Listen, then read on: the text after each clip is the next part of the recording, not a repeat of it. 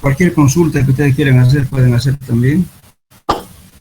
Y ya mandé las preguntas como un repaso general a toda la materia. No sé si ya les llegó. Sí, ingeniero. Ya. Sí, ingeniero, ya me ayudó. Ya, perfecto.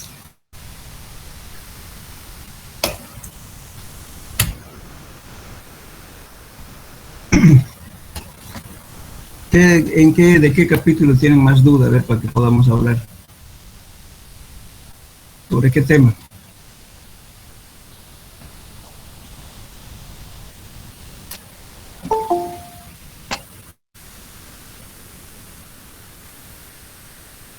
Hola. Dudas, por favor, los que tengan dudas me pueden indicar para que aclaremos cualquier cosa que vean.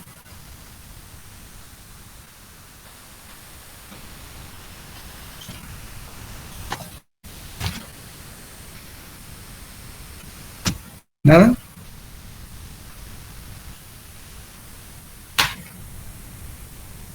Ingeniero, ¿podríamos repasar sobre las propiedades hidráulicas del suelo? Creo que era el capítulo 8. Ya, propiedades hidráulicas. Bueno. Bueno, vamos a hablar entonces de permeabilidad.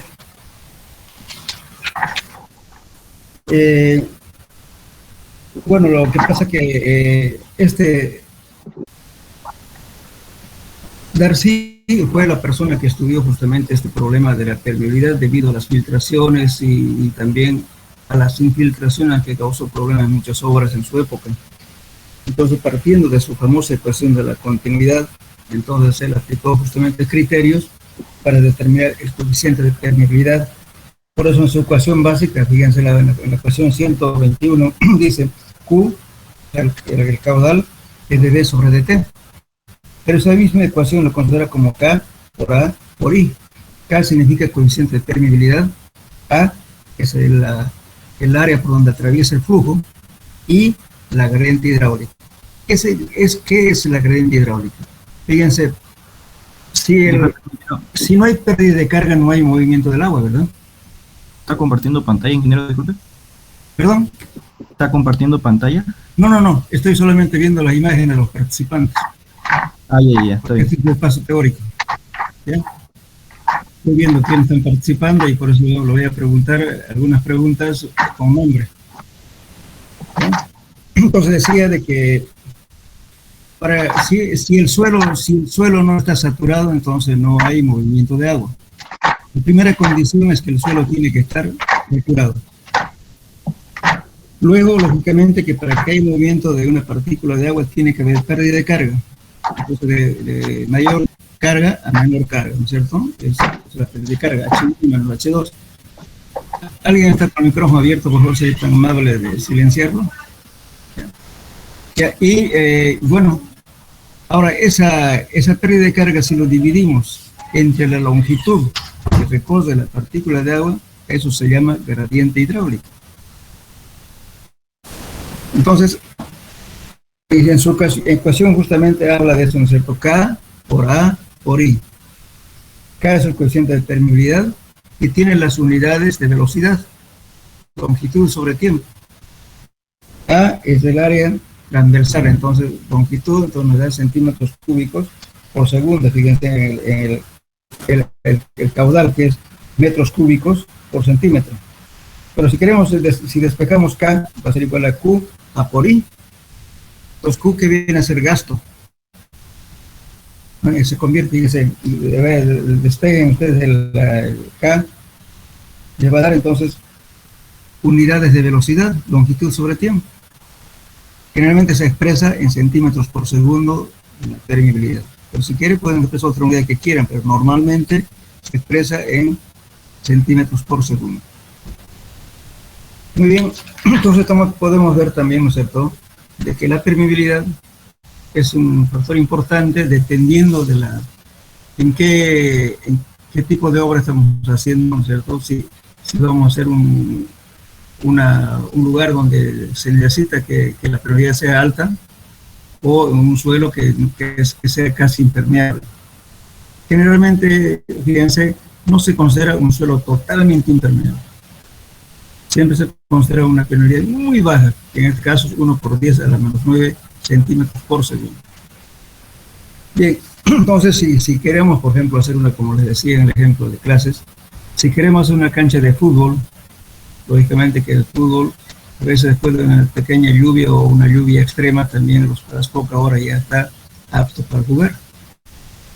Entonces, ¿cómo se hace ahí? Justamente cuando se hace el perfilaje del terreno, se hace una pendiente, ¿no es cierto? Igual que un camino, a ambos lados, y abajo se colocan los bordes, se coloca tubería perforada con una cierta pendiente para que el agua fluya a través justamente del suelo permeable. Y encima se coloca suelo vegetal y las gramas que colocan, ¿no es cierto? Las plantas para el césped. Y de esa forma entonces están utilizando la permeabilidad. Pero si no quisieran hacer eso, más bien sería lo contrario. Si ustedes quieren acumular agua, entonces tiene que ser un suelo impermeable, ¿no? Que tenga baja permeabilidad. Como en el caso, por ejemplo, de los diques que se hacen para contención de aguas servidas. Hemos hablado, por ejemplo, la contención de aguas servidas en la Sabapac tiene varias. Y casi la mayoría de las poblaciones grandes tienen lagunas de tratamiento de aguas servidas. Entonces, ¿qué es lo que se tiene que evitar justamente en esa zona de aguas servidas? De tal modo, ¿no es cierto?, que no haya infiltración hacia el interior del suelo para no contaminar los acuíferos o las zonas aledañas. Y justamente eso es lo que tenemos que evitar también en Santa Cruz, la contaminación. Ustedes saben que en Santa Cruz ya se ha detectado que la contaminación, de acuerdo a los estudios hechos por los LIS que vinieron hace años, ya estaba en una profundidad aproximadamente a 50 metros de contaminación. Lógicamente esa contaminación se debe a que el sistema de alcantarillado, especialmente en las zonas centrales, ya tiene muchos años. Hay ventones de cañerías, fisuras en las cámaras de inspección, en fin. Todo ese escape de las aguas, ¿no es cierto?, de drenaje sanitario o pluvial, justamente ¿a dónde va? Hacia el interior del suelo. Y si tenemos, ¿no es cierto?, un suelo estratificado en forma alternada de suelos granulares y tenemos suelos impermeables que son las arcillas, lógicamente que eso va a excluir porque la arcilla debe impedir que inmediatamente entre hacia el interior del suelo. Pero sin embargo, esos horizontes se acaban, entonces cuando ya fluye el agua, lógicamente a larga distancia, van a llegar a contaminar porque van a profundizarse justamente estos elementos contaminantes. Y por esa razón es que no es conveniente, digamos,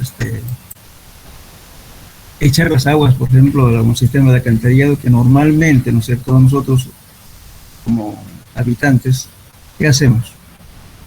Si hay aceite de motor, le echamos directamente al alcantarillado, ¿verdad? Algunos le echan inclusive al inodoro porque se lo lleve a la laguna. Aguas, por ejemplo, que utilizan en las curtiembres, lo más contaminante, y las aguas que utilizan para lavar botellas. Las estaciones de servicio que botan sus aguas, ¿no es cierto?, aguas contaminadas con aceite, con otros elementos. Estas son aguas, ¿no es cierto?, que tienen un valor residual muy largo para poder degradarse. Dura muchos años. Contiene plomo, contiene otros productos que son nocivos para la salud. Lo mismo, como ya les hablé lo anterior también en la clase, cuando se escoge, por ejemplo, un lugar de vertederos de residuos sólidos, así se llaman los basureros, no son basureros, se llaman vertederos de residuos sólidos. Entonces, para la deposición de esos materiales también hay que hacer un tratamiento y previo estudio. Cuando uno hace le voy a comentar cómo se hace un estudio para justamente escoger el lugar adecuado para un vertedero de residuos sólidos. Lo primero que hay que buscar es justamente una zona que sea arcillosa. Lógicamente se hace un estudio, se hace un sondeo, como se puede hacer un SPT, extrayendo muestras y muestras inalteradas. ¿Por qué necesitamos muestras inalteradas? Porque tenemos que hacer ensayos de permeabilidad de suelos inalterados o de suelos remoldeados. Ahí hacemos permeabilidad. Y hacemos también relaciones gravimétricas, determinamos la porosidad la relación de vacíos. Con todos esos valores hay fórmulas que le van a permitir calcular en base al espesor del estrato, si en caso hubiera filtración, cuántos años va a tardar hasta el acuífero para contaminar el agua. Entonces las normas le dicen, si está en menos años de tantos años, entonces no es adecuado su uso en forma directa. Necesita un tratamiento. Ese tratamiento que es compactar el suelo, colocar una arcilla, la arcilla compactada, colocar una manta impermeable, luego otra capa de arcilla compactada, después así se echa los residuos sólidos. Y después a una cierta altura otra vez se compacta, se hace el mismo tratamiento, sucesivamente va haciéndose el entierro sanitario. Lógicamente que este tipo, digamos, de entierro sanitario es tremendamente contaminante. ¿Por qué? Porque no tenemos la cultura de separar los residuos. ¿No es cierto? Tenemos le botamos nomás a un basurero común las pilas, por ejemplo, ¿no es cierto?, que son alcalinas, que son las más contaminantes, en fin. Echamos cualquier ácido clorhídrico, sulfúrico, cualquier elemento, especialmente lo que se lava, los inodoros, por ejemplo, sacar el saldo de los bidets, inodoros, etc. Todos esos son ácidos que no se degradan al momento. Entonces, justamente en el vertedero hay bastante cantidad de lixiviados, de la descomposición de elementos nocivos, que va sacándose justamente a una laguna donde se juntan los lixiviados. Pero al fin y al cabo, todas estas aguas, ¿no es cierto?, tanto del tratamiento de aguas hervidas, tenemos lagunas de oxidación, que es aquí en el Canarisuto, en la Villa 1 de Mayo, tenemos en la zona del parque industrial, en fin, y varias lagunas. Pero al final, con el tiempo, las aguas drenan. ¿A dónde van las aguas? Una van hacia la cuenca del Río Grande, los que están en la zona de la Villa 1 de Mayo, por donde lleva la otra cuenca, los que están en la Villa Luján y Canal Isuta, ¿dónde van? Al río Piraí. Pero el problema es el siguiente, no es problema de tanto de contaminación microbiológica. Eso lo podemos hervir el agua y tomarlo, no pasa nada, porque lo matamos todas las bacterias. En cambio, el problema es la contaminación química. Entonces, hay, como les vuelvo a repetir, hay contaminantes que se degradan en 50 años, 100 años, una composición química que está fuerte y sigue contaminando las aguas, y eso lo están echando a los ríos, contaminando. Entonces, lógicamente, el concepto, digamos, de la permeabilidad se utiliza para varias cosas, para varios tipos de obras. Ahora, si queremos optimizar, por ejemplo, una construcción de un pozo de agua para captar agua, para vender, digamos, ¿qué necesitamos? Justamente conocer la permeabilidad para poder diseñar un pozo de un diámetro adecuado, a la profundidad adecuada, para no gastar en mano. No tiene sentido, por ejemplo, hacer pozos de 400 metros. Más bien estamos acelerando la contaminación, porque los acuíferos en Santa Cruz están hasta 250 metros más o menos, hay cantidad de agua. Y para abajo los acuíferos son más pobres. Entonces, en vez de sacar agua, le estamos echando agua para abajo. Y además acelerando la contaminación. Y el costo es elevado. Lógicamente, cuanto más hondo sea el pozo, es más caro. Cuanto más hondo esté la bomba para succionar agua, también es más alto el consumo de energía. Y así, entonces, el asunto de la permeabilidad. Y para determinar la permeabilidad, hemos dicho, ¿no es cierto?, hay varios casos, métodos directos y métodos indirectos. Los métodos directos dijimos que era justamente el método del permeámetro de nivel variable, el otro de nivel constante, otro la prueba, ¿no sé?, de bombeo en el sitio, el método de Leuillon, y el método de Lefranc y otros métodos más, pero los 5 son los más utilizados. El método, digamos, de bombeo directo en el sitio, el de Leuillon y de Lefranc se hace en el sitio. Y también los métodos que hay para en laboratorio también se hacen, que es el método de nivel variable y de nivel constante. El de nivel variable se utiliza para cualquier tipo de suelos. Y el de nivel constante es exclusivamente para suelos granulares. También me olvidaba decir, por ejemplo, ¿qué harían ustedes si están en un barrio donde no hay alcantarillado? Y no, para hacer una noria, digamos, ¿no es cierto?, es muy profundo o suelos poco permeables. ¿Qué solución le darían? A ver, ¿quién me puede indicar qué criterio tendría? Por ejemplo, digamos, David Frigoso. ¿Cómo solucionaría ese problema? No siempre en una población hay alcantarillado. ¿Puedo repetir la pregunta, por favor, ingeniero? Le digo, ¿qué haría usted si en un lugar usted vive o le piden construir una casa, pero usted tiene que entregarle con las condiciones adecuadas, ¿no es cierto?, de cómo evacuar las aguas servidas? Y su suelo no es muy permeable. ¿Qué hacemos nosotros acá? Cuando no hay alcantarillado, hacemos una noria, y bueno, a la noria le echamos las aguas servidas, ¿verdad? Y siempre, si no fuera el suelo adecuado, ¿qué haría? ¿Cómo daría la solución?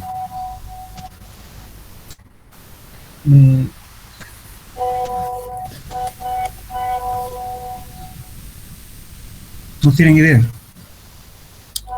Estoy pensando, ingeniero. Ya.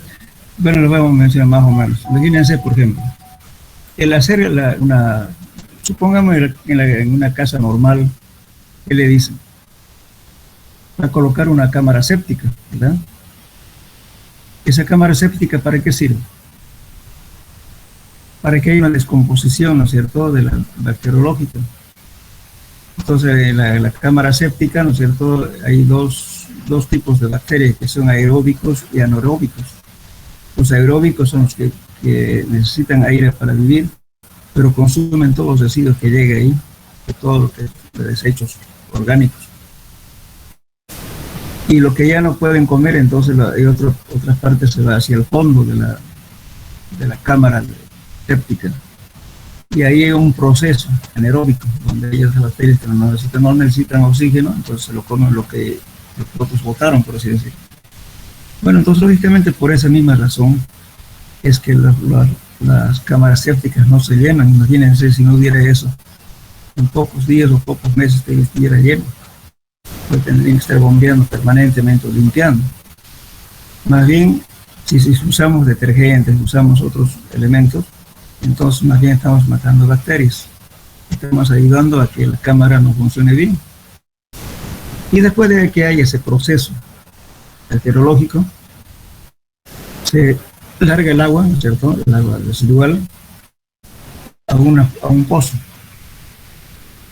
Ese pozo, ¿no es cierto?, le llamamos pozo ciego, pozo negro, lo podemos llamar, si ustedes quieren, el pozo absorbente, que es lo más adecuado para hablar.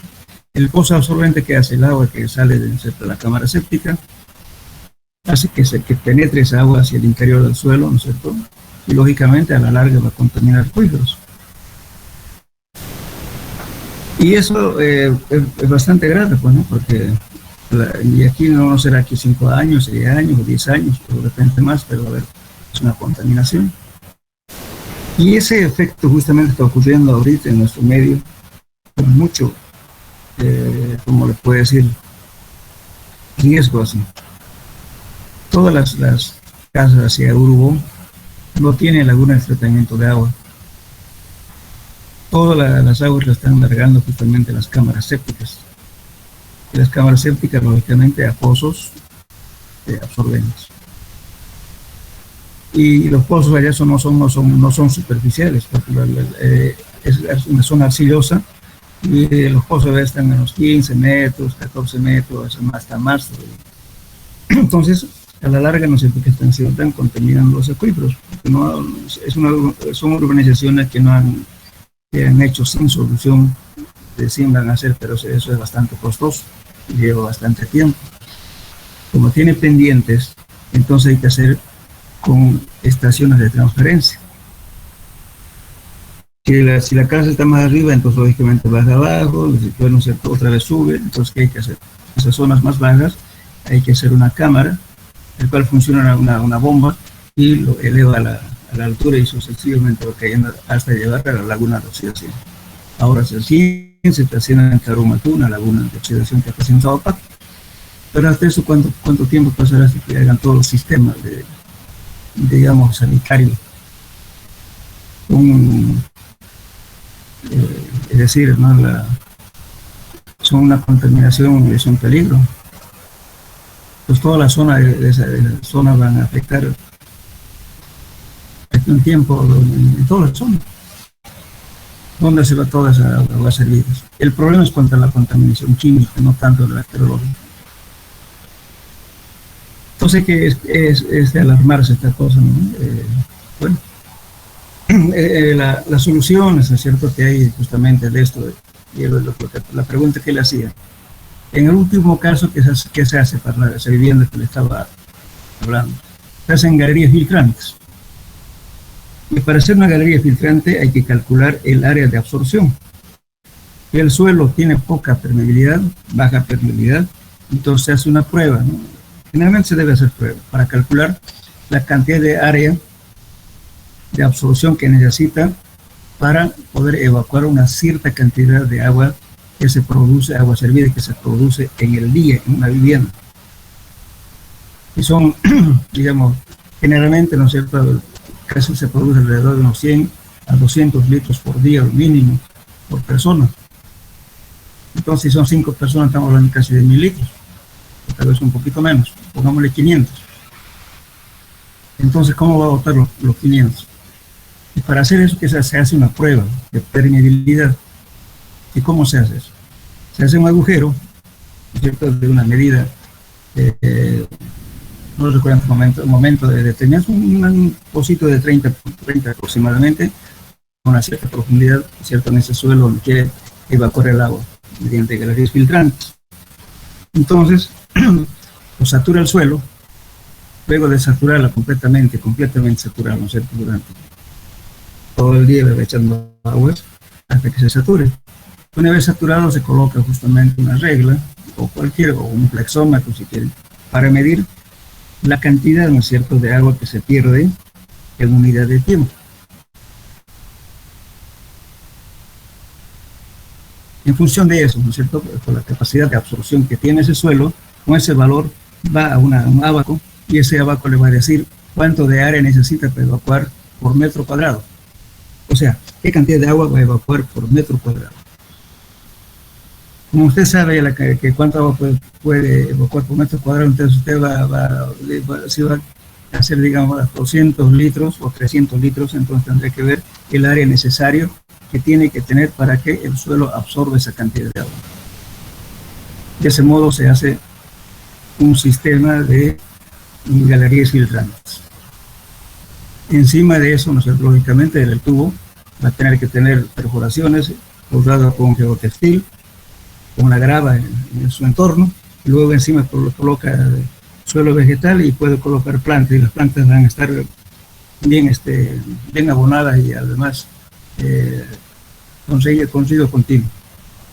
Entonces, de esa forma se hacen galerías filtrantes. Muchos barrios han funcionado por muchos años aquí en Santa Cruz de esa forma, especialmente en la zona de Las Palmas.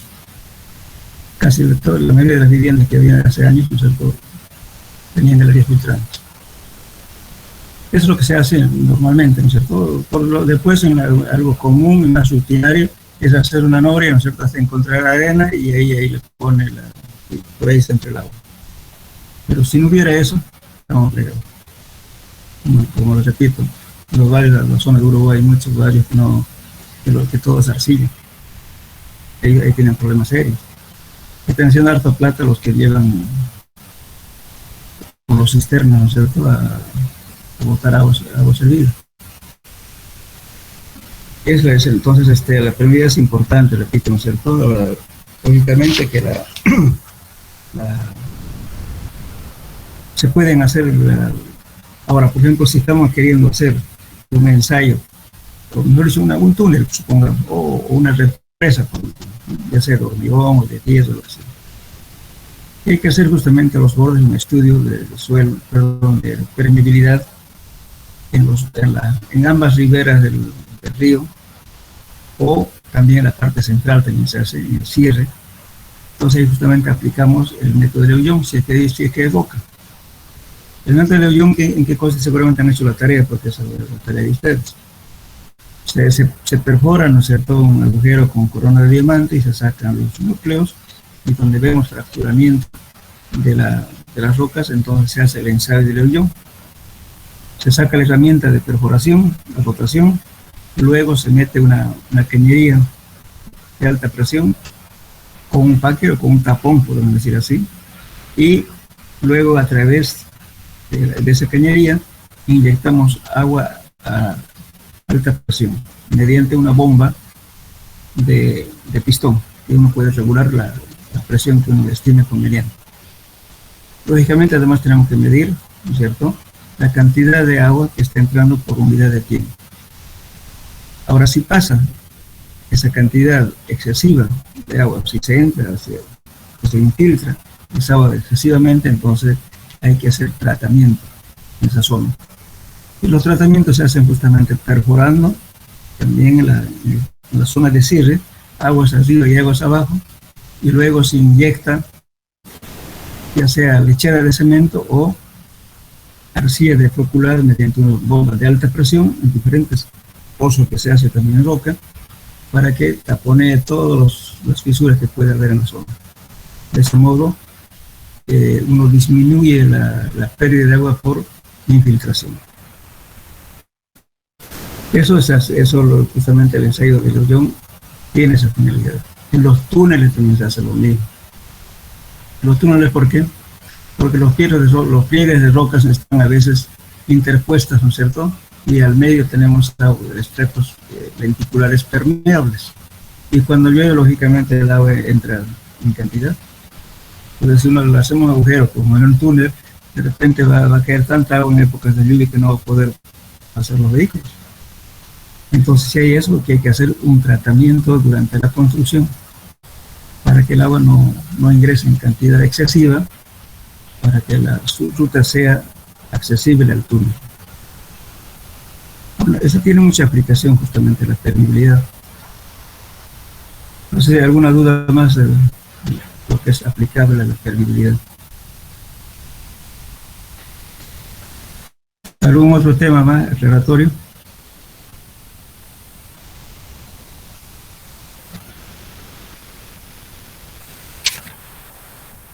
Bueno, me gustaría hablar un poco, más que todo, me interesa que sepan, por ejemplo, de exploración, sepan cómo se hace una exploración, para qué se hace. Después también la compactación, para qué se hace. Y bueno, los beneficios también que se hacen, ¿no es cierto?, que se hace con la compactación. Pero vamos a preguntar a alguien, a Enrique Orozco. ¿Cuántos métodos de exploración conoce? ¿Cómo? ¿Cuántos métodos de exploración en los suelos conoce?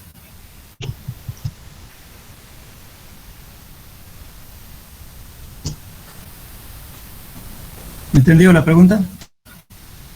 No, se cortó un poco. Métodos de exploración. Indíqueme, ¿cuáles son?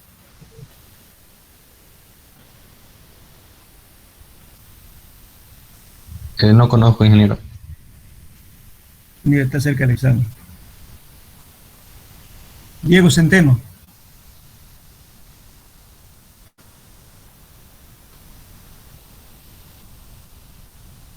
Presente, Hola. ingeniero.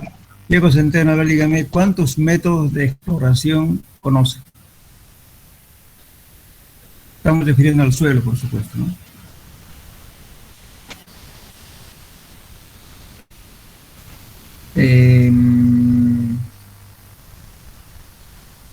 No me acuerdo ahorita, pero uno de los que me acuerdo es a cielo abierto. Después lo demás ya no me acuerdo.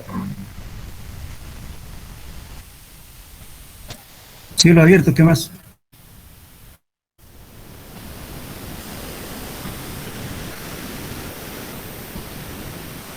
Están flacos, oigan, tienen que leer. Condor y Herbas.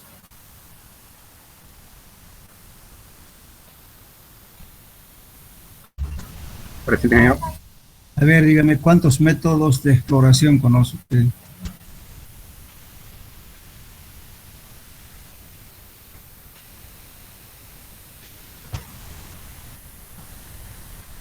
No sabía decirle, ingeniero.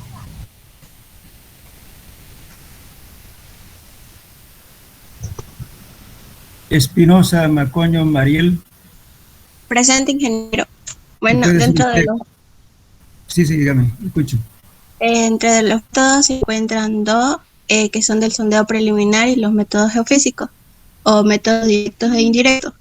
Los métodos directos son los pozos de cielo abierto, perforación de pala posteadora, el ensayo del SPT o de penetración estándar, métodos de penetración cónica, Ya, perforación de boleo y grava y ya. el método de con tubos de pared delgada.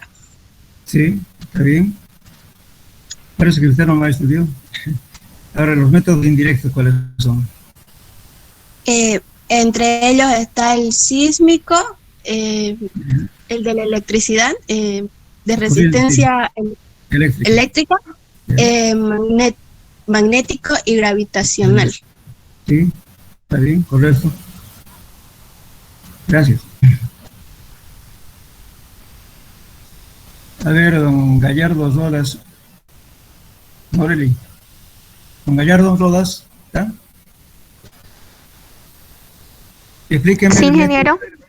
A ver, explíqueme así en forma sintética el método de penetración estándar SPT.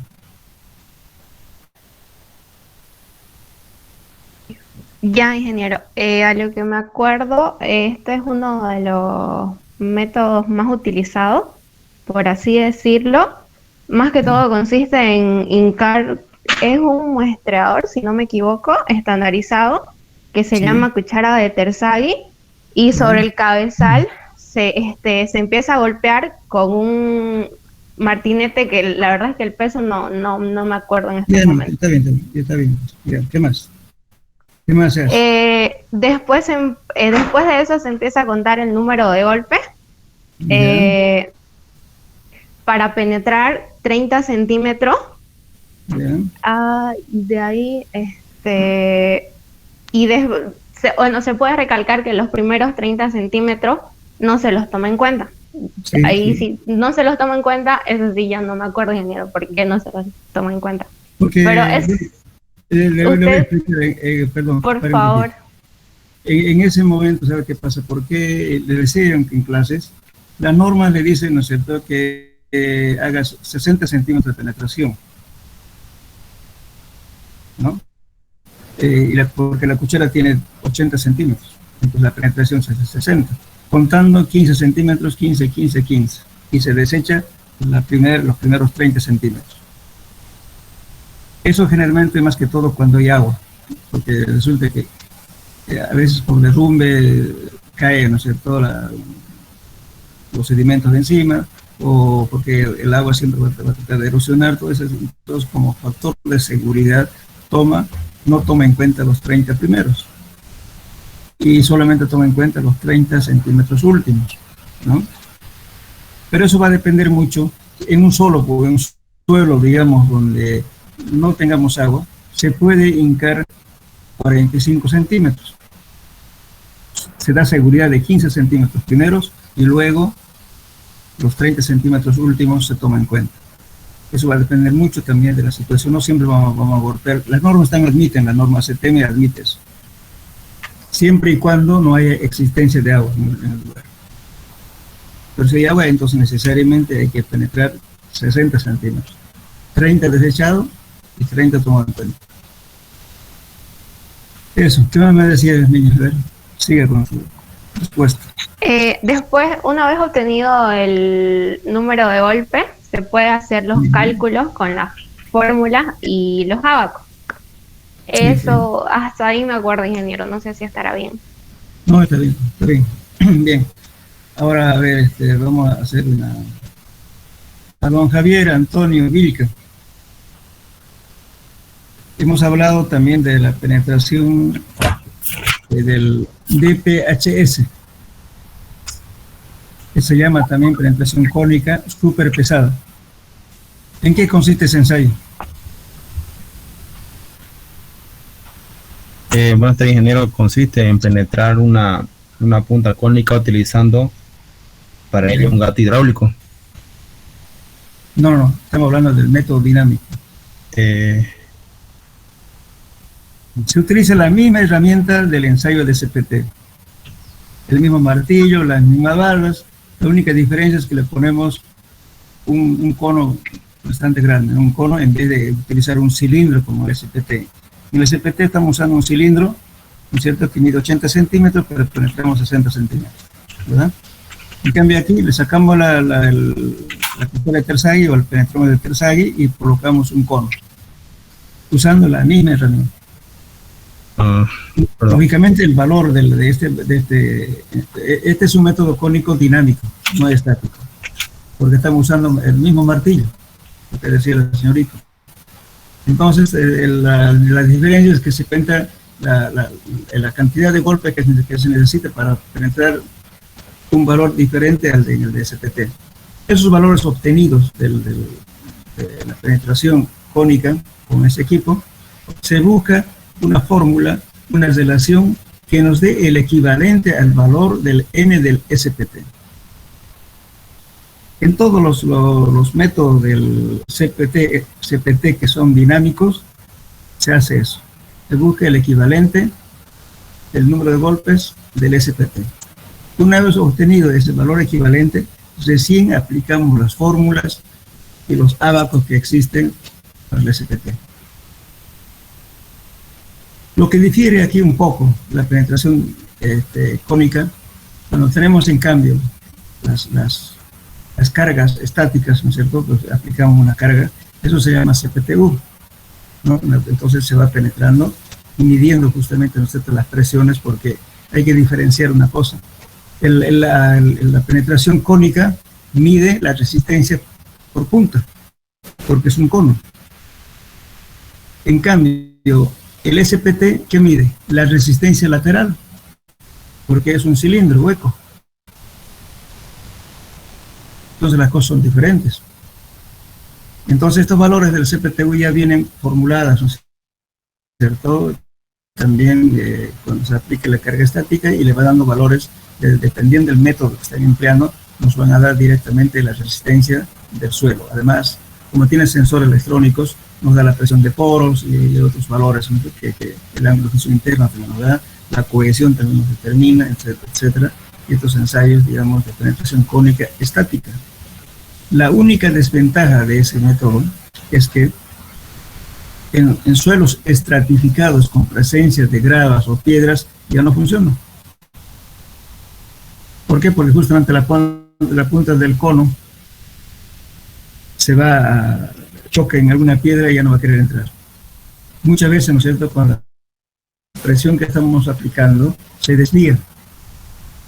Como las balas son articuladas, a veces resulta que la punta, ¿no es cierto?, se va haciendo con un ángulo, va a salir a otro lado, ya no está haciendo una presión vertical. De repente, porque está hincando usted en forma continua, no está sacando y la muestra, sino le está haciendo presión a cada metro, o a cada cambio le está haciendo la lectura. Entonces, si chocó con una piedra, digamos, es peligroso que se desvíe la punta y se va a un lado. Es la única desventaja de ese método, pero en suelos donde no hay gravas, en suelos arcillosos, tampoco funciona cuando son arcillas duras, porque el cono no va a poder entrar en una arcilla dura, o en suelo muy compacto, granular tampoco, en arena compacta no funciona tampoco. Eso es para suelos que son normalmente consolidadas, ¿no?, que pueden entrar, que tienen alguna deformación, entonces ahí funciona bien. Es un equipo bastante adecuado para eso, pero en suelos así estratificados con presencia de grava, arena, arcilla, ustedes grava, Entonces a veces cuando choca con esa piedra ya no funciona. Ahora en Santa Cruz ya se está haciendo justamente los dos ensayos en suelos, digamos, relativamente blandos. Se hace el CPTU y se hace el SPT. Y en suelos rígidos ya necesariamente tiene que ser SPT. O el ensayo de súper pesado. También, lógicamente también es medio mentiroso, porque si chocamos una piedra, imagínense la cantidad de golpes que va a dar. Pues no está falseando, ¿no? Generalmente cuando se hace el ensayo del DPHS hay que hacer un agujero aledaño. ¿Por qué? Porque el cono no le está diciendo qué suelo es. Puede dar golpes, digamos, altos golpes, pero no sabe qué formación está pasando, pues si es arena o arcilla, porque no la está extrayendo la muestra. Entonces, paralelamente hay que hacer un ensayo del SPT para saber si esos golpes o esa presión correspondía a suelo arcilloso o suelo arenoso.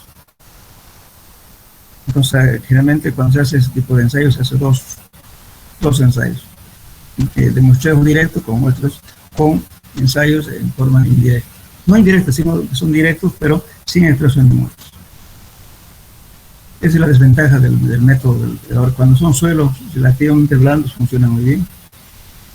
Y es rápido el ensayo. Pero para saber si es arena, arcilla o limo, necesariamente tienen que hacer un sondeo paralelo para sacar muestras. No le dice, claro, usted se puede dar cuenta por el ángulo de visión interna que te dan, que el equipo mismo está en un sensor que le dice. Pero usted no va a saber exactamente qué tipo de suelo. Catálogo de arcilla, limos, arenas, pero no le dice limo arenoso, o arena mal graduada, o arena bien graduada, porque no saca muestras. Entonces, si usted quiere reconocer eso, tiene que hacer paralelamente un muestreo directo.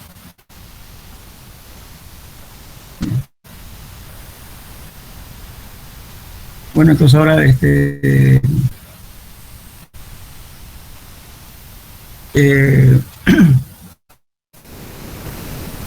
¿qué duda más tienen? ¿De qué materia? ¿De qué tema?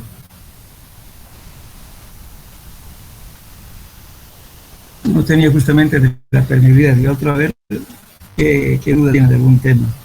Del tema de compactación. De compactación. Bien. Vamos a hablar de dos cosas.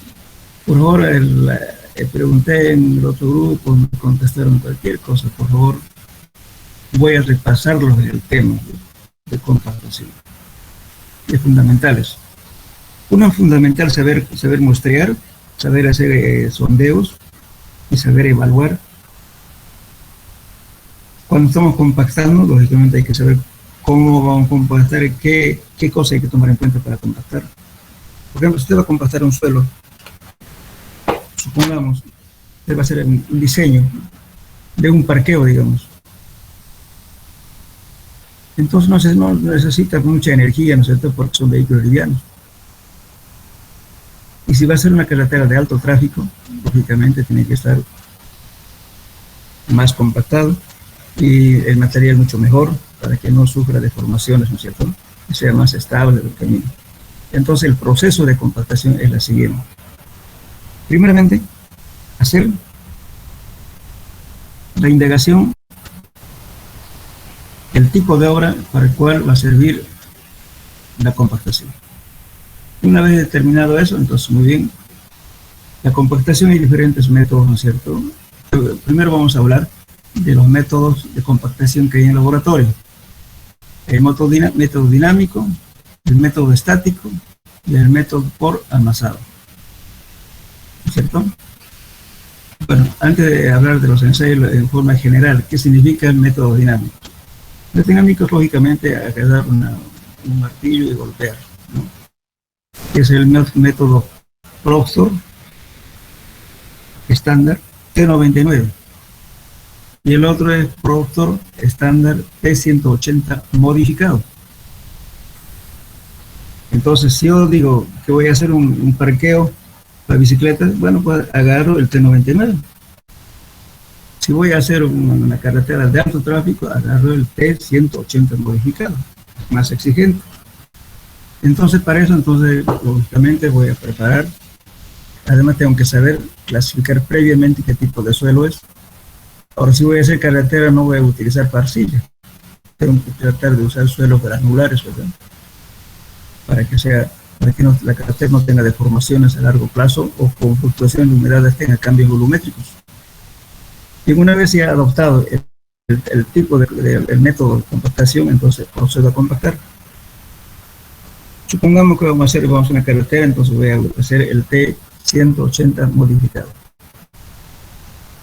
Con eso voy a obtener, haciendo variar la humedad, voy a obtener diferentes densidades. Cuando yo me exceda de humedad, entonces la curva va bajando. Entonces la cúspide o el valor último, ¿no es cierto?, de la curva, eso se llama densidad máxima. Y la humedad que corresponde a esa densidad máxima se llama humedad óptima. Entonces la humedad óptima, ¿qué es en realidad? Es la cantidad de agua adecuada para que las partículas ofrezcan poca resistencia para su conformación, ¿cierto?, para su compactación. Es como echarle la cantidad de grasa necesaria para colocar una tuerca o un perro. En mí, es la cantidad adecuada. Si me excedo de agua, ¿qué va a pasar? No voy a poder compactar porque ya el martillo que estoy usando va a ser rechazado justamente por la presión hidrostática del agua. Si está muy seca, también no voy a poder. ¿Por qué? Porque mis partículas no se van a acomodar fácilmente. Por tanto, voy a usar mayor cantidad de energía para alcanzar las densidades máximas. En cambio, si utilizo la humedad óptima, con la cual lo obtuve con la curva de compactación, entonces voy a lograr compactar con menos esfuerzo, alcanzar las densidades máximas. Para eso se limita la humedad. Ni poca agua, ni mucha agua. La adecuada. Esa es la humedad óptima. Bien, cuando estamos compactando, lógicamente, hay que también prever el espesor de la compactación.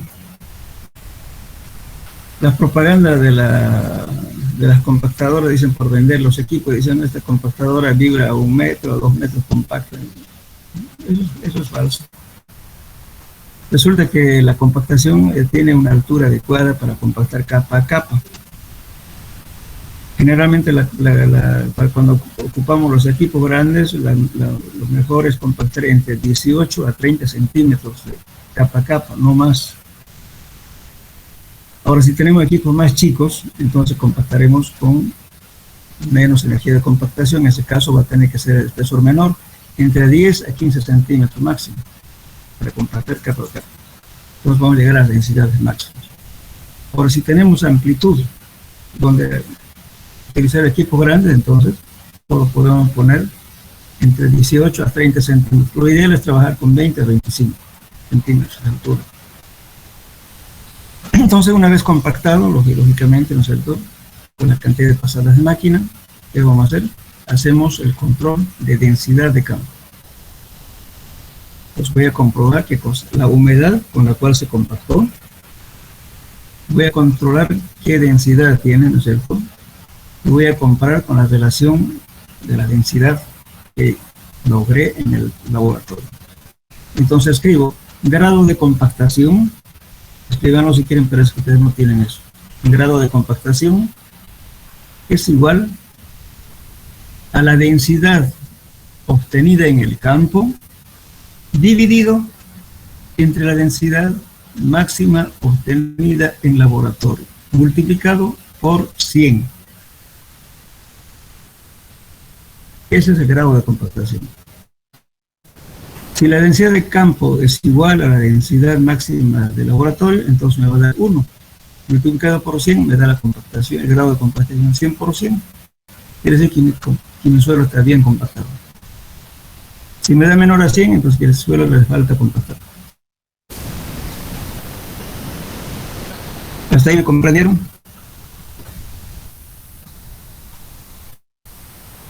Hola. Sí, ingeniero. Ya. Sí, ingeniero. Ahora, ¿qué pasaría, por ejemplo? Tengo dos extremos. Voy a pasar tantas veces la máquina y no voy a poder llegar a la densidad máxima. ¿No? Mi grado de compactación va a ser bajo, digamos un 80. no alcancé a la densidad máxima. Por lo contrario, de repente me pasé, en vez de que sea 100, me pasé a 120. Eso no puede ocurrir, ¿verdad? Entonces algo pasa. Uno, que puede ser que estemos faltando con humedad, que no le estamos echándole agua a la cantidad necesaria. Segundo, de repente estamos compactando mal porque el suelo que hemos hecho en el laboratorio, la curva de compactación es otro material con respecto a lo que se está usando en el campo. En ese caso, hay que chequear la granulometría, la clasificación y hacer de nuevo la curva en laboratorio. No puede ocurrir eso. Ahora, si fácilmente me llega la densidad máxima con 3 pasadas de máquina, también hay que alarmarse, porque el suelo no es tan gentil para que con una sola pasada esté llegando a la densidad máxima. De repente ahí, ¿qué está pasando?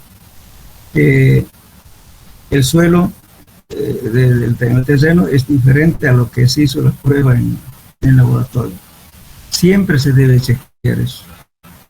No tener una sola curva para un tramo largo, no. Hay que ir verificando cada cierta cantidad de volumen de material, especialmente cuando estamos haciendo cambios de material de los bancos de préstamo. Entonces, con la compactación, durante la compactación se debe controlar la humedad antes, durante y después de la compactación. Eso es lo adecuado. Lógicamente ahora, para escoger el equipo adecuado para compactar, tenemos que saber si es un suelo arenoso, si es un suelo arcilloso o es el limo arcilloso. Entonces te dirán, bueno, si yo tengo que compactar una arena, voy a usar una pata de cabra. Hay rodillos lisos, pues son vibratorios, o si no quieren vibración, también solamente rodillos lisos. Hay compactadoras pata de cabra, hay compactadoras con ruedas neumáticas. Entonces, bueno, entonces voy a compactar arena, lógicamente voy a escoger un rodillo liso, ¿no es cierto? Metálico. Ahora, si tengo que compactar en subidas, ¿qué tipo de compactador utilizaré? Que tenga ruedas neumáticas, porque si no, no voy a poder subir la pendiente con rodillo. Entonces, en ese caso, se utiliza en la rueda trasera que sean neumáticos y arriba, adelante va el rodillo. Si es una zona con poca pendiente, se utiliza entonces en ambos, atrás y adelante, utilizo rodillos. Va a depender eso, ¿cierto?, de la topografía y también va a depender del tipo de material. Ahora, si tengo que compactar arcilla, hay que tratar de usar siempre el rodillo pata de cabra. El rodillo de pata de cabra, ¿qué hace? Primeramente compacta abajo, luego va endureciendo y va subiendo arriba. Cuando ya el suelo está bien compactado, ya el rodillo va superficialmente, ya no se clava. Entonces ya está compactado. Y además de esa compacción, vamos a hacer diques de tierra para contaminación, aguas contaminadas, o vamos a hacer lagunas para de repente partir de peces, o cualquier cosa. Entonces hay que tratar de usar o represas, que se yo, para sistemas de riego, en fin. Entonces hay que usar un rodillo pata de cabra si estamos usando así. Entonces las compactaciones son diferentes. Por ejemplo, el rodillo pata de cabra hace lo que hace una compactación en laboratorio del método del amasado. Y el rodillo liso hace lo que hace el método dinámico que hacemos con Procter. ¿En dónde está la diferencia? Fíjense. Supongamos que yo voy a hacer una represa y voy a compactar mi arcilla cada 20 centímetros, digamos 25. Entonces, el dique que voy a hacer no tiene que tener ninguna filtración. Si voy a compactar el dique que estoy haciendo, ¿no es cierto? Voy a ir rellenando con arcilla y le voy a ir pasando con una compactadora lisa. Entonces va a quedar horizontes. De cada altura que voy poniendo el suelo no se pega bien. Queda pequeños horizontes que puede filtrarse el agua por ahí. En cambio, el rodillo con pata de cabra no deja costura. El suelo es totalmente homogéneo. Por eso es muy importante en las presas de piedra, si usan arcilla hay que usar pata de cabra, no liso. Bueno, ahora, ¿cuándo usamos las ruedas neumáticas? Las ruedas neumáticas utilizamos cuando queremos ya, en realidad es una terminadora. O sea, la máquina, digamos, las compactadoras, con el lastre que se va a colocar, el lastre es el peso que se coloca en la compactadora. Puede ser arena húmeda o cualquier otro. Generalmente se utiliza arena húmeda, ¿no? Entonces, es el peso, la presión. Entonces las ruedas tienen que tener una presión de tal manera que no se traslapen. Si están mal infladas las ruedas, entonces ¿qué va a pasar? Va a haber un traslape, entonces va a dejar huellamiento. Y si están muy infladas, va a dejar, o sea, si están mal infladas, va a haber traslape y va a ser, como le puedo decir, la huella sobrepuesta una con otra. Y si está muy inflado, deja huellamiento. Entonces, cuando se compacta un suelo, después de perfilar, a pasar el equipo de compactación con rodillos, todo demás, se pasa justamente las ruedas neumáticas. Y encima se echa el pavimento, si el pavimento es flexible, entonces sobre el pavimento flexible se pasa también el rodillo con el rodillo liso, y luego se pasa ya la terminadora, que en este caso es las ruedas neumáticas. Entonces tienen que estar totalmente limpias las ruedas y no tienen que tener ningún daño, porque si no deberás de dejar una huella de por vida, porque el cemento asfáltico que está en caliente se enfría y ya no le quita la huella. Pues tienen que estar, deja completamente liso. Justamente ahí está el confort cuando uno maneja un vehículo, no hay vibraciones. Y entonces ese equipo es en realidad para finalizar el trabajo, ¿no? Tanto en el momento de perfilar el suelo, cuando estamos terminando para echar el pavimento, y después del pavimento. Lógicamente que en pavimentos rígidos no se usa eso. El pavimento rígido, dirán, es muy, pues no me agrada mucho el pavimento rígido. El pavimento rígido que se coloca los suelos, hasta hacen trampas, ¿no es cierto? Y hay acolchonamiento, le interesa, encima le ponen pavimento y ya no lo ve, hasta que se fisura, pero ya pasó 10 años.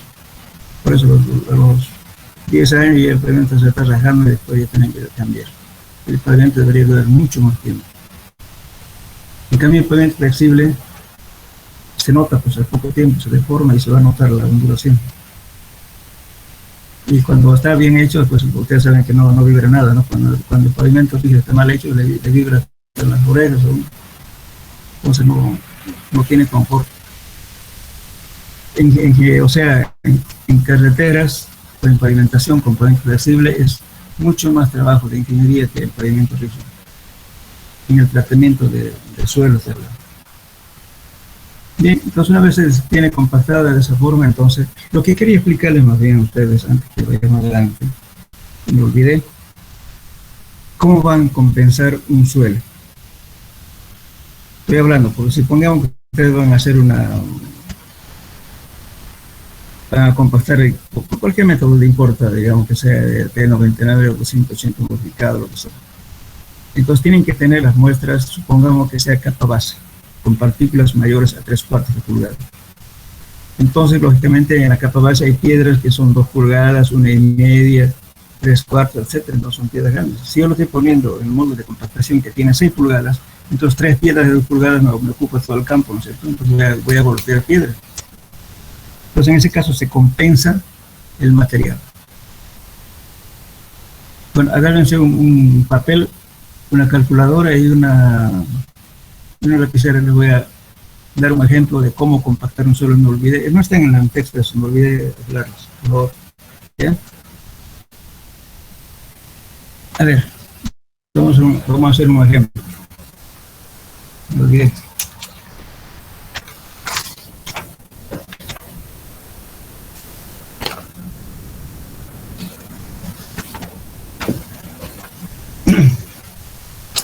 Supongamos, por ejemplo, cuando estamos haciendo una capa base o cualquier suelo que tengan partículas mayores a 3/4.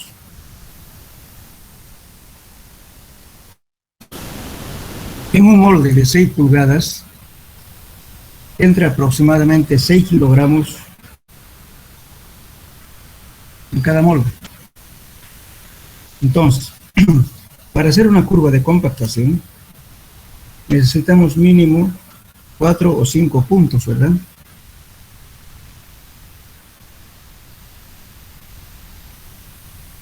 Bueno, si voy a usar 5 puntos para hacer la curva, voy a usar 6 por 5, 30 kilogramos, ¿verdad?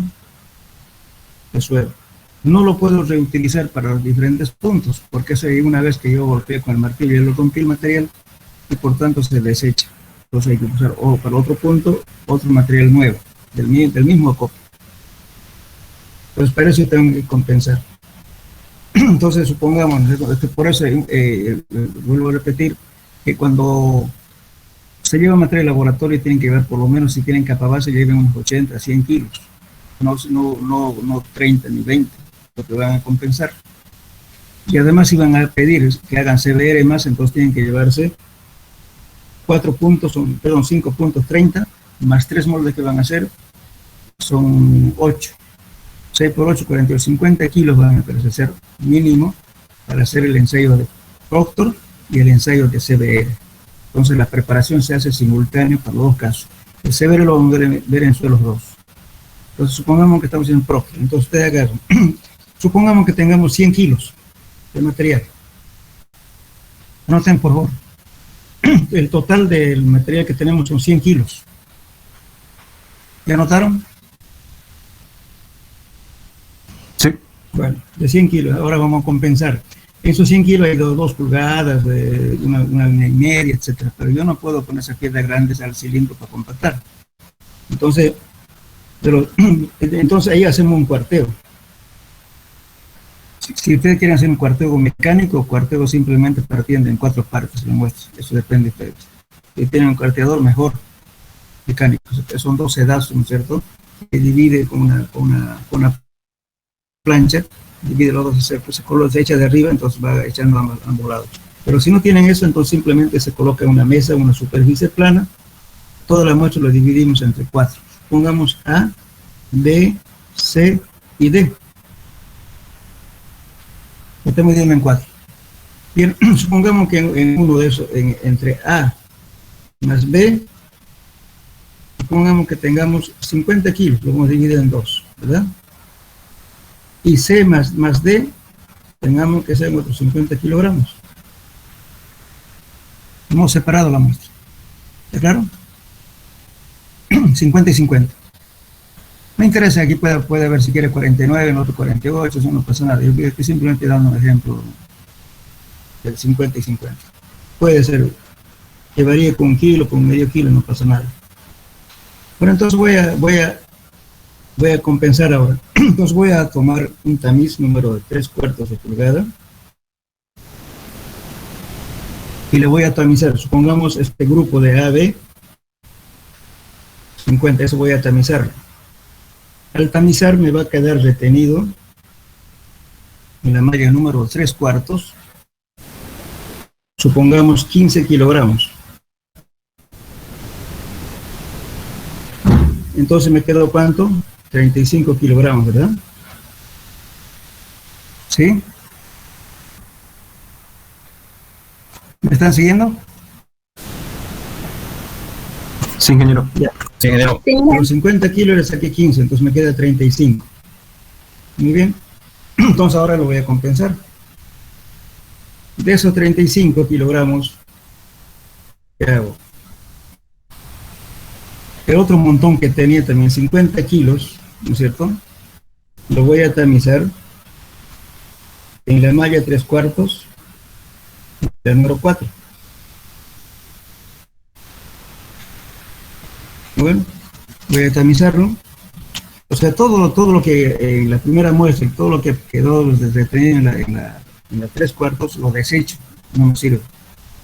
Entonces eso es lo que quité, los 3/4 voy a reemplazar por otro material que estoy tomando del otro montón. Entonces pongo la malla 3/4 y la número 4. lo tamizo. Entonces todo el material que pasa a 3/4 y que retenga en la malla número 4, repito, todo el material que pasa a 3/4 y me retenga en la número 4, esto tiene que ser 15 kilogramos. Entonces estos 15 kilogramos los repongo a la muestra que me había quedado 35. 35 más 15, ¿cuánto me da? 50, ¿verdad? ¿Hola? Sí, ingeniero. Entonces, esos 50 que ya lo compensé con el material que pasó la 3/4 y retuvo la número 4, eso me pide 15. Entonces, a lo que ya le había sacado, eso se lo repongo, los 15 kilos, y me queda otra vez 50 kilogramos. Con ese material voy a hacer mi curva de compactación, voy a hacer el CDR. Es el material compensado. Le quité todo el exceso de piedras grandes. Y es el material compensado para hacer Proctor y CDR. ¿Se entendió?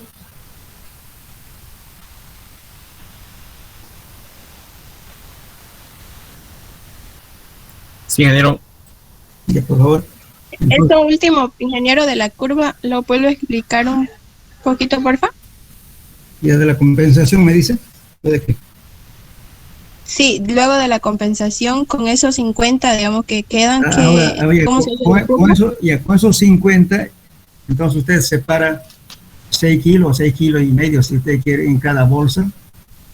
Entonces usted va a utilizar para el primer punto 6 kilos, ¿no ve? En la bolsa 1, digamos.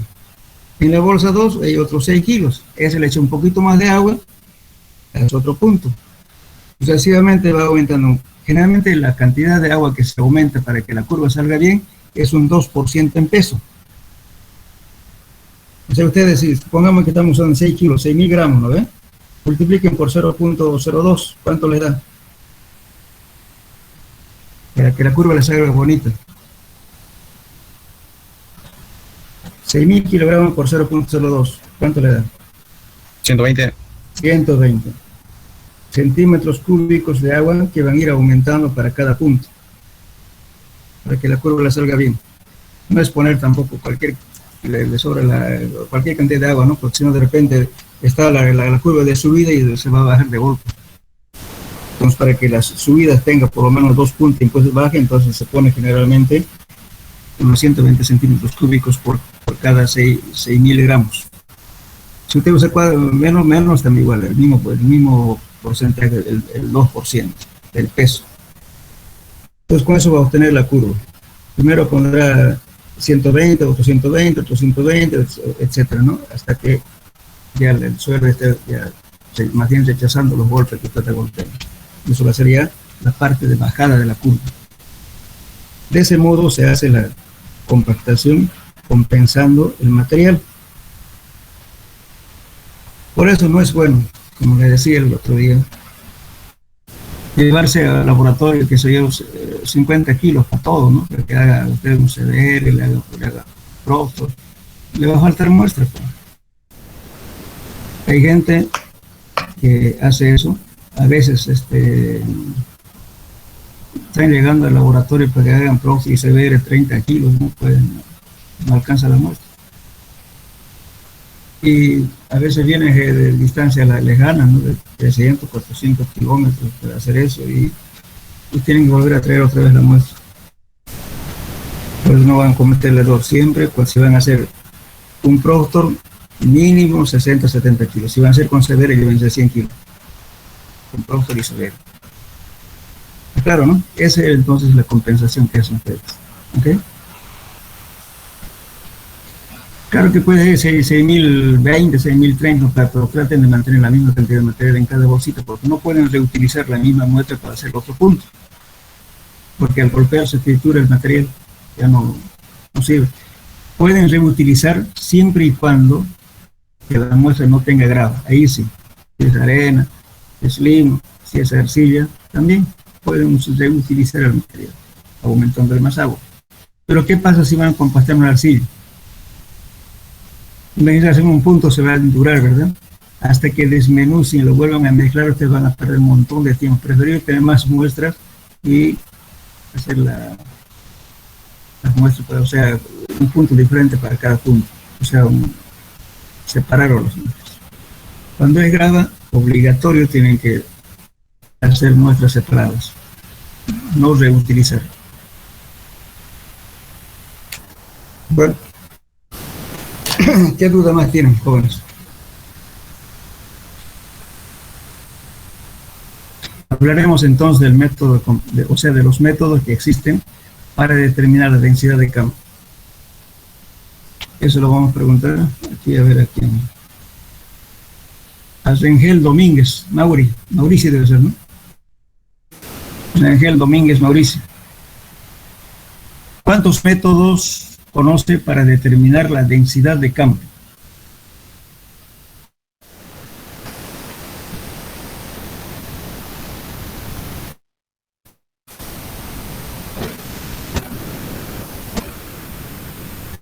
Hola. No recuerdo muy bien, ingeniero. Disculpe. No recuerda o no ha estudiado. A ver, a otra persona vamos a preguntar. Terrazas Condori.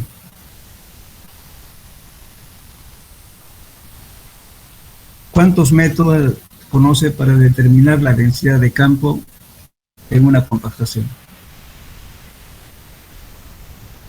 Palabra ingeniero. ¿Perdón? No recuerdo. No se acuerda. A ver, Vaca, Lines, Roberto.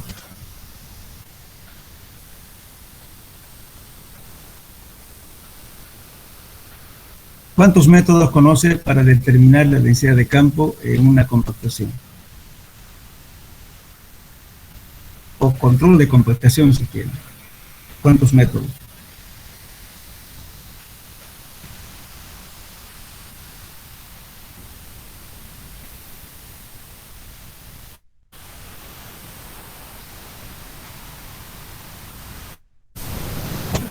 ¿Nada?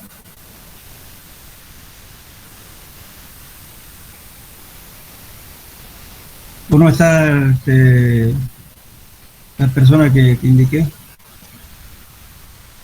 A ver, Villalba Pomacusi. Villalba. Presente, ingeniero. Indíqueme cuántos métodos conoce para determinar la densidad de campo o control de la densidad de campo. Es lo mismo.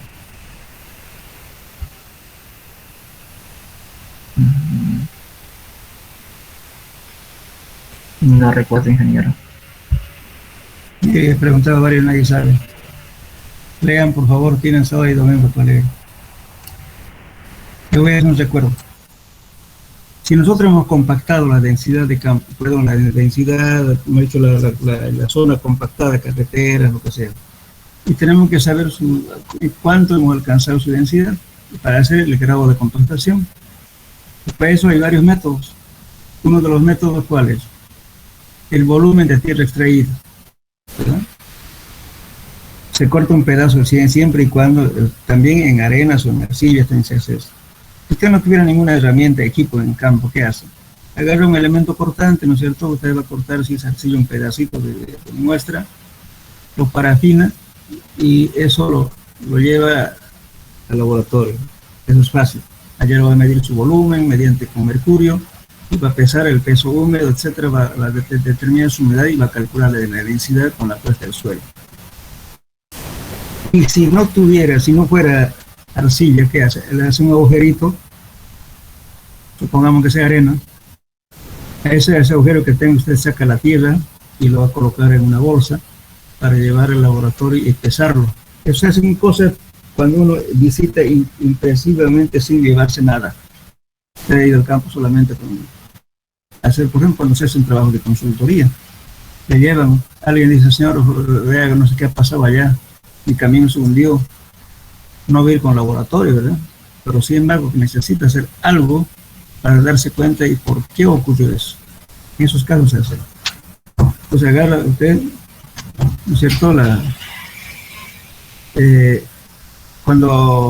Ahora si fuera arena, hace el agujero, la cantidad de muestras que saca de ahí le coloca si quiere, un recipiente cerrado o simplemente una bolsa de polietileno y lo lleva.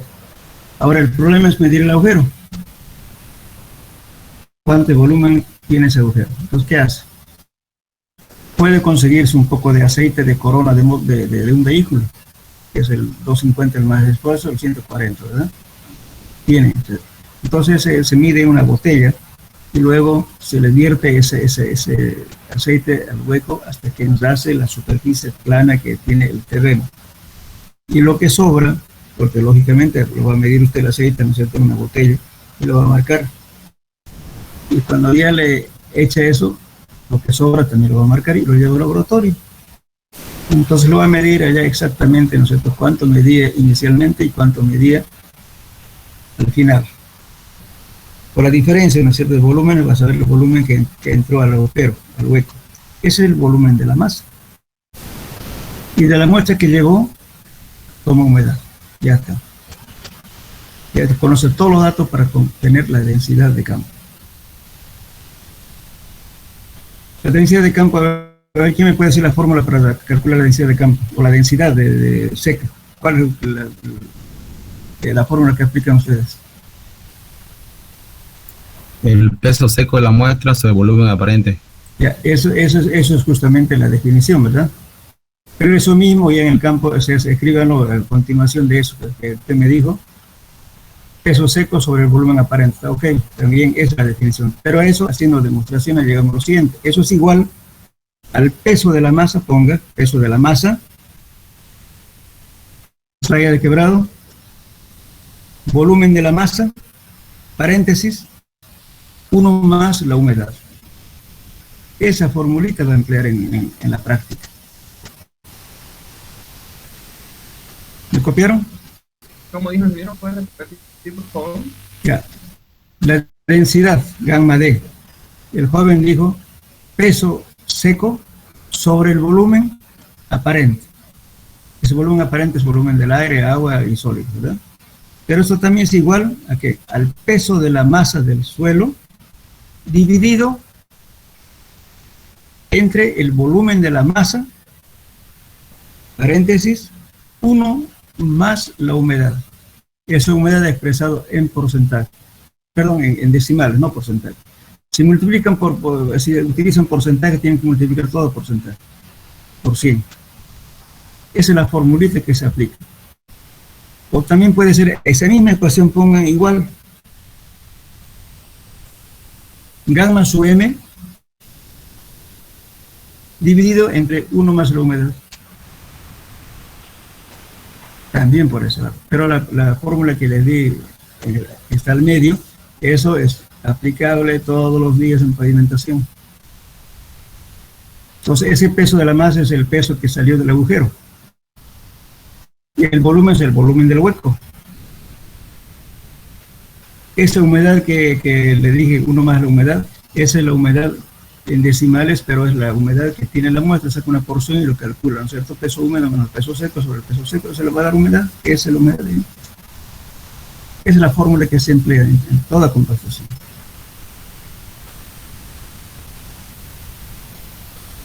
¿Está claro?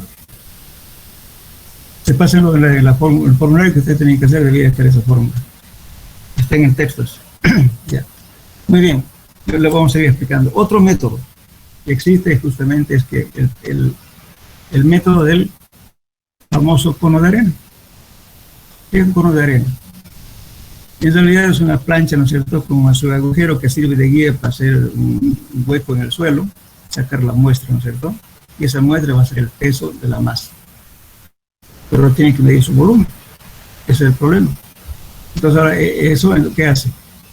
Un frasco, ¿no es cierto?, con una arena calibrada, con su embudo, y una válvula para que deje pasar la arena. Entonces, lógicamente, hay que calibrar la arena. La arena tiene que tener el peso unitario de la arena, y también tiene que calibrar el peso de la arena en el embudo. Entonces, una vez que haga el agujero, usted lo vuelca el embudo, ¿no es cierto?, pasa arriba, y luego abre la válvula y la arena cae por el agujero, por el embudo, hasta que llene el agujero. Entonces, por la diferencia de pesos, usted va a saber el peso de la arena en el hueco. Entonces, el peso de la arena en el hueco, ¿qué va a ser igual? Al peso lleno de la arena más frasco, menos el peso del frasco y la arena sobrante. Eso lo hacen algebraicamente. Primero hacen porque están con embudo y el frasco. Entonces, esa operación se hace primero. En clase le dije también eso. Después de sacar eso igual, menos el peso de la arena en el embudo. La arena en el embudo es la arena en peso neto porque está en embudo. Entonces, esa diferencia de pesos les va a dar justamente la arena en el agujero. Muy bien. Ahora, ¿cómo vas a ver el volumen del hueco? Simplemente el peso de la arena en el hueco dividido entre el peso unitario de la arena. Déjalo por favor, el método del cono de arena. Entonces el peso unitario de la arena, que es arena calibrada, ¿no es cierto? Y bueno, peso sobre volumen, se va determinando varios pesos y se calibra la arena limpia, cuárcica, redondeada. Entonces esa arena va a ser el peso unitario que le va a servir para hacer la densidad. Entonces eso es el método del cono de arena, que sirve para cualquier tipo de suelo. Bueno, el otro método es el método de volúmetro o balón de caucho. El procedimiento de hacer el agujero, poner la plancha, todo lo demás es igualito que el cono de arena. La única diferencia es que en vez de colocar arena, tenemos un frasco que va al agujero de la plancha que tiene ahí y luego va insertado una vejiga, una membrana de goma, por eso se llama balón de caucho, parecido a un preservativo. Coloca la boca debajo del aparato del balón de caucho y tiene un bombín, igual que de los peluqueros, ¿no es cierto?, para meter aire por un tubo interno que está en el frasco, y la presión del aire hace que le empuje el agua para que llene en la vejiga todo el agujero. Y el frasco tiene una membrana, perdón, una escala donde le está dando la cantidad de centímetros cúbicos que ha entrado al agujero. Esa cantidad de agua que entró al agujero es el volumen del agujero. Bueno, ya tienen los datos. Ahora, de la muestra que sacó, primero antes de hacer el agujero, él sacó humedad. El peso ya lo tienes, el peso de la arena que se extrajo del agujero. Los pesos de la masa sobre volumen que obtuvo mediante el agua, que es el volumen del agujero o volumen de la masa, por 1 más la humedad. Ya está calculado la densidad de campo. El otro método es el método del cilindro de bordes cortantes. Eso es mucho más simple todavía. Se tiene un frasco, perdón, un cilindro metálico con bordes cortantes. Al final casi el cilindro viene de arriba, un poquito medio cónico.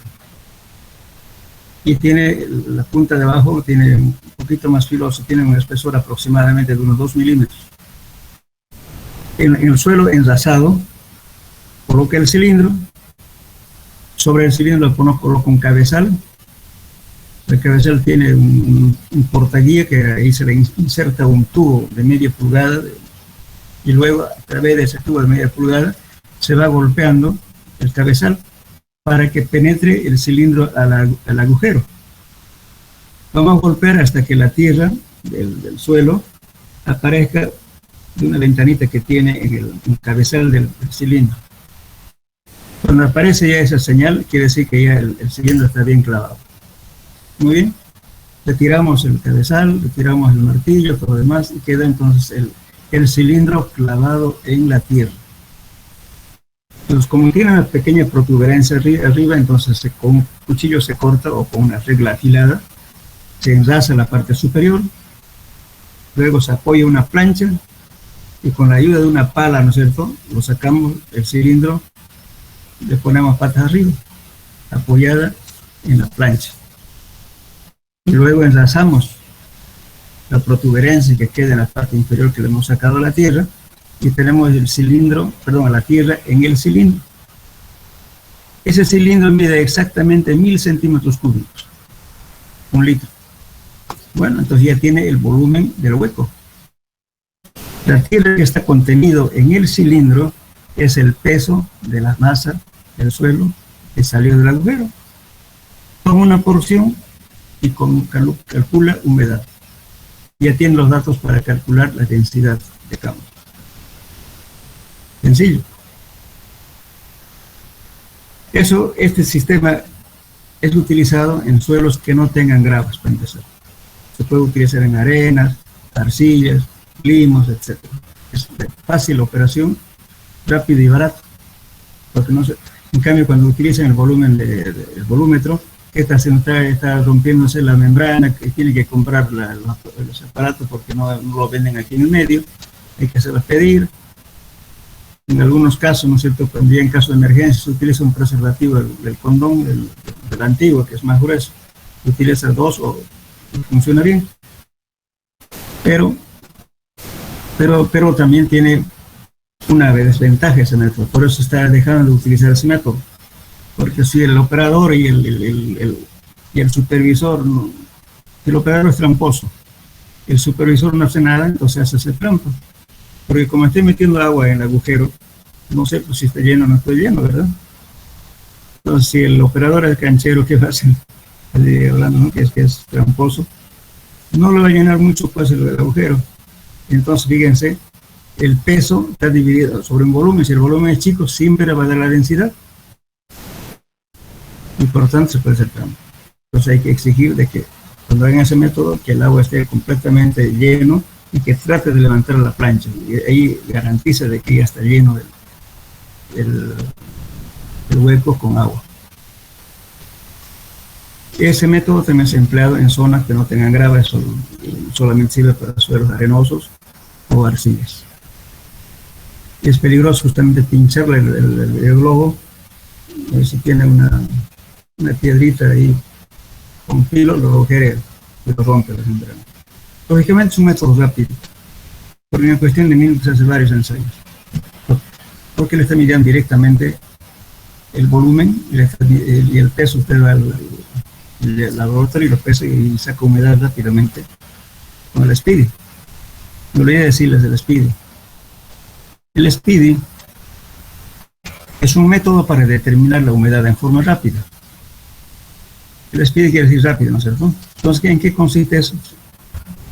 Ahora, lógicamente, también eso se está dejando de usar. ¿Por qué? Porque ya usaban microondas. El microondas ya se puede utilizar, está normado eso. Pero la microondas hay que saberlo usar para secar la muestra rápida. Ahora, el Speedy consiste en lo siguiente: se tiene un equipo, un recipiente cerrado que se cierra, no sé, con el recipiente, y tiene en un extremo un medidor de presión, un manómetro. Y tiene una válvula internamente en el cual cuando hay presión, lógicamente la agujita va a marcar. Eso nos dice la humedad relacionado con el porcentaje de humedad, pero referido al peso húmedo. Entonces el mismo equipo trae una tabla. Lo que usted obtiene con el equipo, el humedad referido al peso húmedo, le da la relación al peso seco, porque la humedad que utilizamos nosotros está referido al peso seco. Pero ¿qué reacción ocurre? ¿Cómo se mide con este equipo? Primeramente se echa el suelo, se coloca primeramente una bola de acero interiormente al frasco. Luego se le echa la tierra. Luego se le echa un carbonato de calcio, carburo molido. Ya para cada equipo ya tiene una balancita, inclusive si ustedes van a comprar por kilo el carbonato de calcio molido, tiene una balanza ya que está precalibrada, digamos. Usted lo coloca hasta que el bracito le equilibre a la muestra que está colocando. Inmediatamente se echa eso al frasco, se tapa. O de lo contrario, si no hace eso, ya viene en cápsulas de vidrio, el carbonato de calcio. Entonces eso se le echa directamente al frasco y se lo tapa herméticamente. Y se lo bate como bateando el jugo de tamarindo, unos 3 minutos. volcando de todos lados. Entonces, ¿qué está haciendo ahí? El carbonato de calcio, que es carburo, está reaccionando con la humedad. Esa humedad le da una presión por el bulbo, ¿no es cierto? Y se lee en el manómetro esa presión. Esa presión está referido, ya lo han calibrado al peso húmedo. Entonces dice, bueno, se marca esta presión de acá, entonces usted entra a la tabla, tanto, y se le da directamente el peso referido al peso seco, que es lo que estamos buscando. Entonces se le duran unos 5 minutos de tarea para hacer humedad. Es rápido. Pero ahora se está usando microondas. Las microondas es lo mismo, ¿no es cierto? Se coloca el recipiente especial, ¿no es cierto? Que no se quemen nada. Entonces se coloca la muestra totalmente esparcida. En cuestión de minutos ya tiene la humedad, el peso seco. Y bueno, y ya es lo que la humedad que quería. Pero lógicamente el peso, primero hay que pesar el peso húmedo, después el peso seco, lógicamente, solamente que aquí la rapidez. En último caso, pues, ¿no? Es la hornalla. Lógicamente, en teoría decimos que se debe colocar el horno durante 24 horas, hay que medirlo con vidrio. El vidrio funciona siempre. Pero cuando sacan la muestra del horno, agarran una lámina de vidrio y lo ponen un ratito. Si se junta el vapor en el vidrio, quiere decir que sigue teniendo humedad, entonces hay que volverla a secar hasta que no presente nada de humedad en el vidrio. Ahí sí está garantizado de que no tiene humedad, no está falseando la humedad. También hay otro error en el asunto del cálculo de las humedades. Resulta que he visto yo utilizar balanza, cuando uno se utiliza, digamos, la humedad con muestras pequeñas, entonces tienen que tener una balanza con una precisión de 0.001 gramos de precisión. Usted puede utilizar de 200 gramos para abajo, 250, 100, 20, lo que sea, pero con una balanza sensible.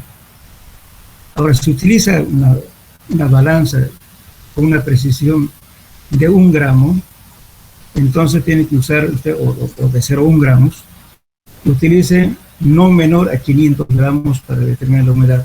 Cuanto más grande la muestra, es menos error. Cuanto más pequeña la muestra, más error. Entonces puede usar una balanza que tenga de 0,1 gramos de precisión, pero para ese caso no debe usar menos de 500 gramos de peso de suelo para hacer la humedad. Eso también está normado. No siempre vamos a tener balanza precisa. Pero ahora hay baratos, ¿no? Porque hay balanzas electrónicos, lógicamente, antiguamente era mucho más estricto porque se tenía balanza con brazo, entonces además se tardaba mucho para hacer las humedades. Ahora, al momento, hay balanzas electrónicos. Bueno, eso sería en cuanto a la compactación. No sé si tienen preguntas.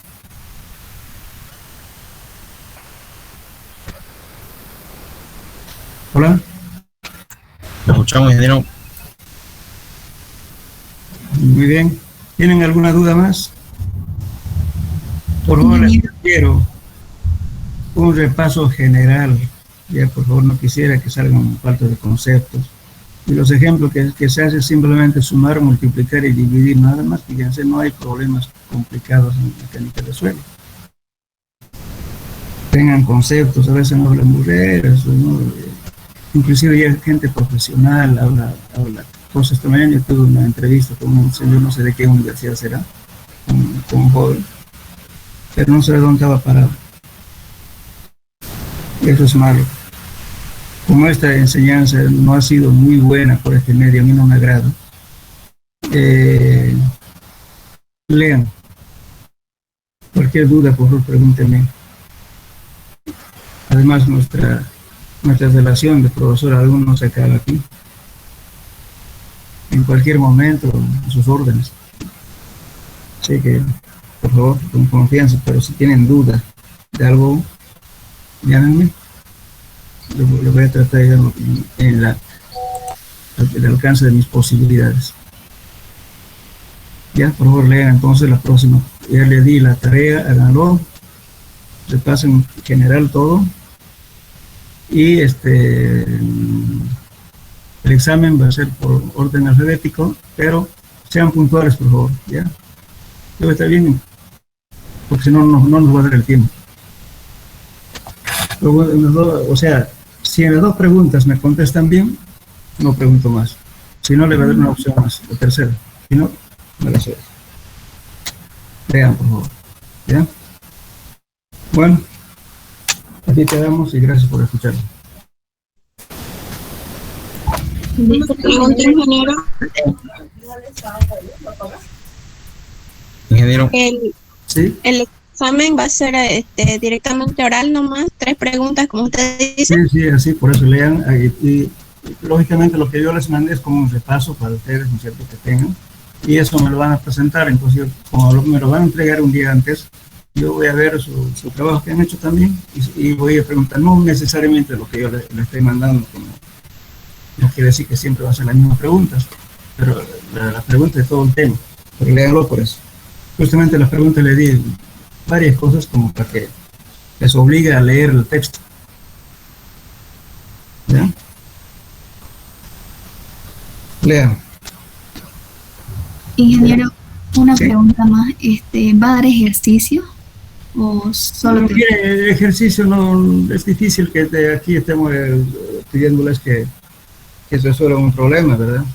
Pero Claro. por eso también los ejercicios que han hecho, pásenlo también, pues no, entonces vuelvo a repetir, este sistema es porque tienen que tener autodidáctico, lamentablemente. He visto que a tu profesor le ponen espejos, 2 espejos, ¿no? El que quiera hacer trampa, hace trampa, ¿no? Aquí sean conscientes porque ustedes son ustedes. Como le digo, uno como profesor trata de enseñar lo básico, pero ustedes profundicen, sean más viciosos pues en leer, no le echen en la coca nomás. ¿Cuántos de ustedes coquean? A ver, hablan la verdad. ¿Nadie? Hola. Hola. Le escuchamos, ingeniero. Nadie contesta, ¿no? No se acostumbren a ese vicio, es feo. Todo un ingeniero en obra discutiendo con los trabajadores o ordenando a los trabajadores con su boca que no pueden ni hablar. Por favor, no hagan eso. Han visto a los congresistas, ¿no es cierto?, en su mesa ahí, algunos se duermen con la boca abierta mirándose la coca en la boca. Oye, no pueden. Mira la imagen que tenemos, ¿no?, de los bolivianos. Ustedes son la generación nueva. Limpian la cara. Porque todo el mundo, mire, todos que vienen a hacer juegos, todo lo demás que vienen, ¿no? Porque teóricamente que creen que Bolivia pues, es libre venta de pichicato. Por eso vienen. Porque nos ven esa imagen pues, por la tele y en el Senado que están coqueando, discutiendo con la boca llena. No. Es como si el presidente estuviera con una lata de cerveza, ¿no? Equivale porque el coca es un vicio. El momento en que mezclan con bicarbonato de sodio se convierte en droga. Coca como poquita por ejemplo, cansancio está muy bien, pero tampoco excederse. No se acostumbran porque he visto yo estudiar con coca. Por eso estoy hablando. Quítense eso. Es malo. Para dolor de estómago está bien. O cuando tiene mucho cansancio, pero cuando está solo, pues no en público. Pues. Bueno, jóvenes, quedamos entonces. Gracias por escucharme de nuevo. Luego, ¿ya? Hasta luego, ingeniero. Luego. pregunta más antes que Hola, ingeniero. Luego. Hasta luego, ingeniero. Hasta luego, ingeniero.